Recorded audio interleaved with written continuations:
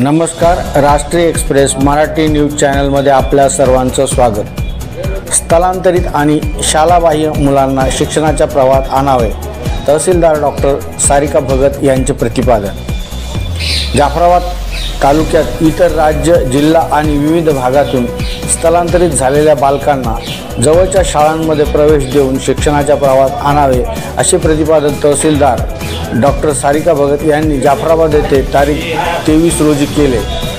येथील तहसील कार्यालयाच्या सभागृहात गट शिक्षणाधिकारी कार्यालयाच्या वतीने बालकांच्या मोफत सक्तीच्या शिक्षणाचा अधिकार अधिनियम 2009 अन्वये 6 ते 14 वयोगटातील एकही मूल शालाबाह्य राहणार नाही, यासाठी तालुकास्तरीय समितीची बैठक तहसीलदार डॉक्टर सारिका भगत यांच्या अध्यक्षतेखाली घेण्यात आली।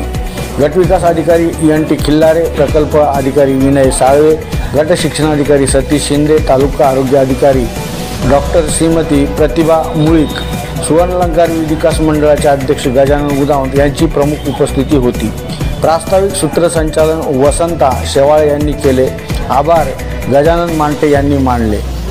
यावेळी नगरपंचायतचे AR पठाण, धनराज भुते, गणेश लोखंडे, माधवराव चेके, SB विस्पुते, DP वाहन, DK सोनोने, DK खरात, विस्तार अधिकारी शिवाजी फोलाने, जिनेंद्र काळे, सुधाकर चिंदोटे, GV आव्हाड, मुकेश ओवर, दिलीप चव्हाण, अशोक चिंचोले, रामकुमार खराडे, राजू पिंपळे यांची प्रमुख उपस्थिती होती। जिल्हा समितीचे कार्य, तालुका समितीचे कार्य आणि त्याचा कालावधी तालुका स्तरावर, गट स्तरावर, त्यानंतर शाळा स्तरावर, केंद्र स्तरावर आपण कोणकोणत्या जबाबदाऱ्या या ठिकाणी पूर्ण करायच्या आहेत।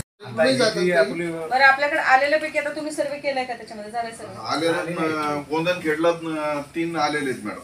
काय 3 मुलं आलेले आहेत, तर तिथं आपण त्यांना ऍडमिशन सुद्धा केले। आता निमखेडा गेलं तर तुम्हाला कुटुंब दिसेल, हनुमंतखेडा गेलं तर दिसेल, दौजरी गेलं तर दिसेल, मग त्या पलीकडच्या पट्ट्यात पूर्ण हनुमंतखेडापर्यंत जाईपर्यंत तुमची जेवढी गावं लागतात तेवढं सगळ्या गावांमध्ये ते कुटुंब दिसतील। तर त्यामध्ये मुलं दिसतातच ना, का नाही येत? त्यांना विचारलं नाही का आपण? म्हणजे त्यांचा हमी कार्ड वगैरे तिकडून आणायला नाही सांगितलं का शाळेत? सांगितलं आपण त्यांना, तिथपर्यंत आपले शिक्षक गेले, पारदर्शक गेले, आपले केंद्र प्रमुख गेले आणि त्यांना त्या कुठून स्थलांतरित आहेत ती लोक सगळे? तुम्ही जे 3 बोलले ते कुठून आले? सोयगाव तालुक्यात। मला वाटतं आपल्याकडे मंठापूरतून कुठून काहीतरी स्थलांतरण आहे वाटतं ना, मंठावरून वगैरे लोक येतात इथे ऊसतोडीसाठी कुठून लोक येतात आपल्याकडे? विविध भागातले मॅडम, त्यांच्याकडे कार्ड जरी नसलं तरी त्यांना आपण आधी पटावर तात्पुरता प्रवेश दिलेला आहे। म्हणजे हमी पत्रक नसेल तरी पण 6 ते 14 वयोगटातील जे मुलं आहेत त्यांना आपण प्रवेश दिलाय ते विचारते। आकडा आहे का असं आपल्याकडे? ठिकाणी दिला होता, पण ते स्थलांतर होता। 4-2 दिवस राहतात, दुसऱ्या शाळेत जातात। अशा प्रत्येक केंद्रामध्ये आपण काय करतो मॅडम, विशेष करून आपलं